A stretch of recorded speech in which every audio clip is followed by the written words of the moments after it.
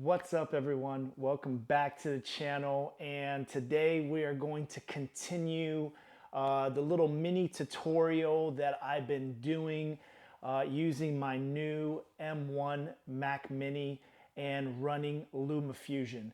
So if you're new to the channel, my name is Phil and I make films using my iPhone.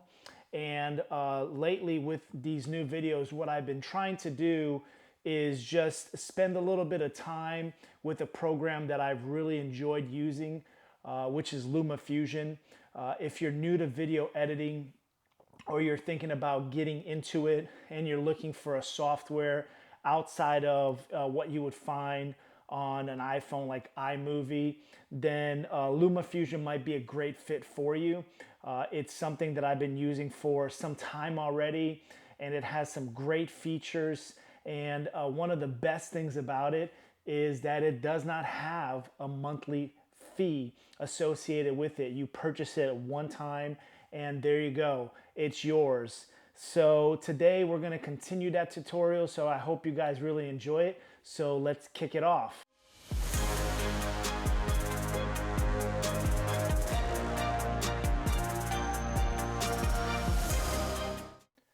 All right, guys, so here we are. We are on my desktop here, the M1. We're going to go ahead and launch LumaFusion into it. So last video, I kind of went through an easy layout of where everything was on LumaFusion. So I'll touch on that briefly here as we're going through it. So let's go ahead and first start. We can create a new project by hitting the plus symbol down here, or just hitting the center right here. So it's gonna come into our project file. So what we're gonna call it, so I'm gonna go ahead and name it again, LumaFusion project. And today we're gonna be discussing timeline. So right there. So once again, it's gonna be able to choose your frame rate, your frame aspect, and your color space. Usually whenever I'm filming, I typically do 24 frames and even have 23.9 here. So that's what I typically run on my timeline, so I'm going to pick that one. Frame aspect right there, it's going to give you a whole bunch of different options as far as what you're going to be using. So I typically go landscape, which is 6.9, and then once again the color space, and it's going to allow you to go ahead and choose that. The thing about LumaFusion is that if you don't actually set these settings up, actually as you put whatever it is that you're going to put into your project, it's going to automatically default to that same setting. So for example, if you film something at 30 frames and you didn't put anything in there, it's going to jump into that 30 frames. But like I said, 24 frames, is typically what I like to do. So once I've done that, I'm going to go ahead and add the plus button. So we're here in our LumaFusion project. So once again, here is our drop down of source, photos, files, imported videos, story blocks, titles, and transitions. And then you can add some other sources, which we'll go over also that. So for example, let's go ahead and get this timeline starting to go. I'm going to go through some footage here that I have. I'm going to go through my videos. I got some drone shots that I'm going to be using. So we'll go ahead and just pull that one in. So once I click on it, it's going to go ahead and give me what that video is. I can run through that video, see if I like it. Once again, I'm not being very specific on the video that I got. This is some footage that I got of my church when we were doing some drone shots. So I'm just going to use that as an example, but you can go ahead and use whatever. So as you can see, I just ran through that timeline right there. Well, I just ran through the clip, but let's say maybe I didn't like the beginning of it. I can, make it smaller, and then I can make it, go from here to here. As you can see, it's a pretty windy day. So we're just going to go right here. I'm pretty happy with that. Now, if you're on an iPhone or a iPad, you can use your pencil, or you can use your finger. You can just hold on that footage. As you can see now, it's it's available, and then I can bring it into my timeline, and I'm going to do that. It is going to take a couple minutes for that video to kind of, actually it's in there already. So LumaFusion is really fast. That's what I've always loved about it. I guess I feel like I've been spoiled because, you know, I'm learning some other softwares like DaVinci and things like that right now that, you know, sometimes I have a little bit of problem, you know, because of the type of program it is, and it does require a lot of work. But, you know, I've always been able to do these videos on my phone directly, and it's always worked really, really well. Every once in a while it crashes, but that's kind of expected. But we've gone ahead and we've put that into our timeline right there. So I'm pretty happy with that. It's going to run through. And so I want to go over a couple things that you want to kind of get familiar with. Once again, if you're new to LumaFusion, this is going to be a great tutorial for you because it's really going to give you some, you know, some real, real world kind of how it works. And you should be able to be up and running with watching these videos right here. So there's our timeline. Once again, I'm here. Now I want to look at a couple things. So over here on the lower left, there are a couple of different things. This first one is to go into your projects. So that one particularly is the one that I'm working on. So if you have multiple projects, this is where it's going to spill out. So then you have the next one, which is going to give you some markers.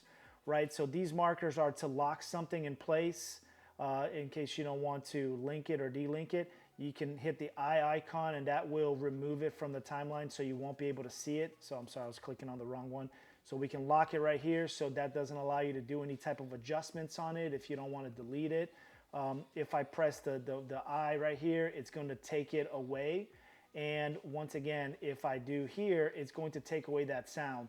Now the drone that I have does not have any sound footage on it, so typically you would have you would have actually a sound bar right there that would show that that clip actually has sound to it. So, but this is the footage right here. So that's a quick tutorial about right here. Like I was saying in the other videos, you can have up to 5 layers on LumaFusion. So if I were to duplicate on my keyboard, I'm just going to hit Command D.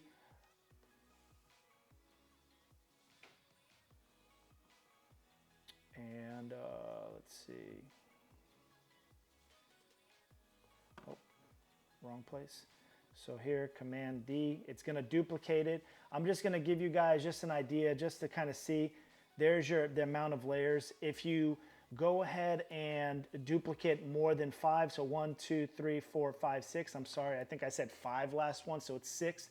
It's going to start duplicating, or it's going to start adding things to to the timeline above, and just going to connect it to the corner, you know, on the continuously. So, you know, just for you guys to know.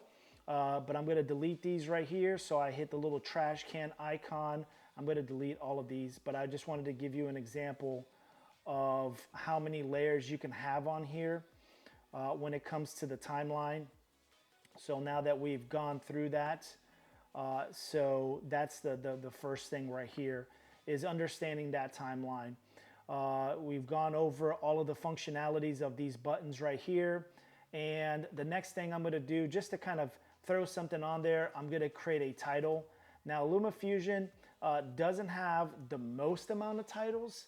You know, when I first started making videos, I started using iMovie, and it was great. You know, I did probably a handful of videos there. Then I went to Adobe Rush, right? And Adobe Rush, the thing that I loved most about it, you know, except having a monthly fee on it, it did have some really cool title features.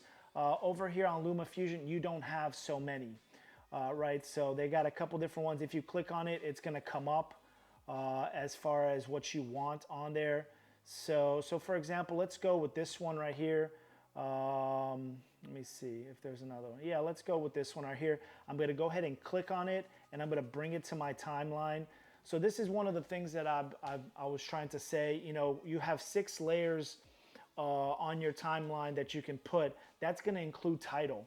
So typically when I want to separate something, I'll probably put everything on one particular timeline of my titles, unless I'm doing layers of titles also. So once again, that's something for you to think about when you go into that. So now we're going to go ahead and you would double tap on this clip right here, and that's going to take you into the settings, or you can go into this pencil icon right here in the middle of the screen, whatever works for you. So I'm going to double click here, and then it's going to take me to the actual title of where I can modify it. So where the frames and fit, if I want to go ahead and adjust the size of it right here, so I can make it a little bit smaller. And then also if I want to add, so the next thing I'm going to do is going to be the titles. So it's going to take me here. This is the layer. So because this is a preset inside of LumaFusion, these are the layers that make this particular text. So once again, if I start hitting the little icon, I can essentially take off whatever I don't want on there. Or if I go in a little bit more, let's see which one, that right there, I can go ahead and change that background color to, let's say, like a red, or whatever it may be. So something, it does give you some nice flexibilities to be able to run through LumaFusion. But for example, I'm going to be going into the text. So one way is I can see right here, this one. Okay, so I'm going to click on that, and then I'm going to click on this little pad icon that's going to come up the text. So I'm just going to write drone shots. Once again, not going crazy, just to give you guys an example of it. So there you go, I've done that. So then I'll go into the next one, which is the bottom run, drone shots. I'm going to click on this little icon again and put church project right there. Cool. Oh. Okay. And then the last one right here, I can change it to coastal, right? That's the name of my church. Okay, so that takes care of the settings right there. Now, once again, I kind of think that if you're running on the M1, like I am, I think LumaFusion, I don't know if they're going to create, some type of software for the M1 to be compatible. I'm not really sure, but it's something to be seen right here. I don't know what happened here. Let me see. Looks like I've changed the colors on this right here, so it kind of like went away. So, it's because I had the occupancy right here. And then obviously you can make it kind of feel like a ghost kind of letter or anything like that. It's going to give you also some options for different types of letters that they have, fonts, right? So they have a good amount of fonts. Once again, nothing crazy. If I want to adjust the size, I can do it here. And then if I want to center it or do it over there, I can do it whatever way. If there's spacing, if you have in one section multiple lines of space, you can actually reduce the amount of space in between those lines if you want them a little bit more compact. And then once again, going through of array, I don't really want to get into it. I want to really just show you guys some basic information on the software that I feel like would be some key things. So, but then what we do is we'll go and hit this minus sign back, and it's going to take us back to the main shot right here. And once again, now that I have two things on my line, if I don't want to see that, I can just press the little eyeball, the eye icon right there, and it will go away. And so there it is. So that's what that looks like right here. So I can make this particularly, if I want, I can make it longer, to kind of go with the clip. And then once again, there's some sound features if that was available. One thing that I will say is if you double click on the actual frame of this is the video itself I've just clicked on. One thing that is you're going to see is different here is that you're going to have a speed icon right here in the middle. Now, the cool thing is that because this clip right here, it's saying that I shot it at 29.97, which is 30 frames. So if I want, I can leave it at that speed, which might feel a little irregular, or I can reduce it to the actual timeline. See, there is a little bar right here telling me, hey, this is the time frame that you've selected, which is the 24 frames. So I can go ahead and bring that in there, and it's going to allow me to set that timeline. So it's actually going to make it longer, and it is going to make it a little bit slower. To me, I always like to shoot any type of drone or any type of footage that I feel that I want to have, like B-roll. I like to always shoot it at a little higher of a frame rate. Why? Because then it has that buttery feel. It feels really nice as you're kind of panning through and whatever you're looking at. But that's going to wrap it up for this video right here, guys. I will be dropping another video and a tutorial on LumaFusion. Once again, this is a basic of basics of LumaFusion. If you're interested in getting into video editing and you want something that's cost effective and you could do on your phone, on your iPad, and now with the new M1 chips, that this might be a really, really good fit for you. So I hope you guys really enjoyed this video. Make sure you hit that like button. Make sure you subscribe to the channel as I continue to throw some more videos about LumaFusion. And then I also do some product reviews of the different tools that I've been using. And as I progress, those tools have increased. So I'm going to continue to talk about those. So once again, thank you for joining me, and I will see you in the next video. Peace.